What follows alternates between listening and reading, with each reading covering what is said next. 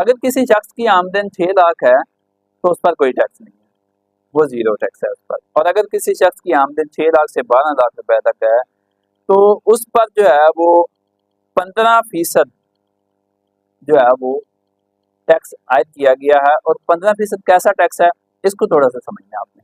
अगर किसी की इनकम 6 लाख से 12 लाख के दरमियान है, ये 6 लाख तक तो फ्री हुई, अगर उसकी इनकम 9 लाख रुपए हो जाती है तो ऊपर जो 3 लाख हैं उन पर टैक्स आयद होगा और उन पर 15% के हिसाब से जो है वो टैक्स आयद किया जाएगा। पहले 6 लाख जो है वो उन पर कोई टैक्स नहीं होगा, वो जीरो टैक्स होगा। वहां पर ऊपर वाली जो रकम है उस पर जो है वो 15% जो है टैक्स आयद किया गया। अब आगे जब 12 से 16% तक जो है वो इनकम होती है तो उसमें मजीद तब्दीली की गई। उसमें क्या किया गया कि अगर किसी शख्स की जो जरिए इनकम है वो 12 लाख से 16 लाख रुपए तक है तो सबसे पहले उसको 90,000 रुपए जो है वो देने ही देने, ये फिक्स टैक्स है। 12 से 16 लाख इनकम है तो 90,000 रुपए आपको देना पड़ेंगे और 90,000 के साथ जो इजाफी आपकी रकम है, मतलब 12 लाख से ऊपर जो रकम है, मतलब आपकी इनकम जो है जरिए इनकम वो 13 लाख या 14 लाख रुपए होती है। एक तो आपने 90,000 रुपए दे दिए और साथ आपने जो 13 लाख की आपकी इनकम है, आपका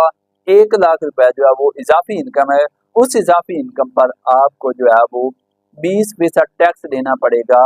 और अगर आपकी इनकम 1 लाख रुपए इजाफा है तो 20,000 रुपए आपको ये भी उस 90,000 में ऐड करना पड़ेगा।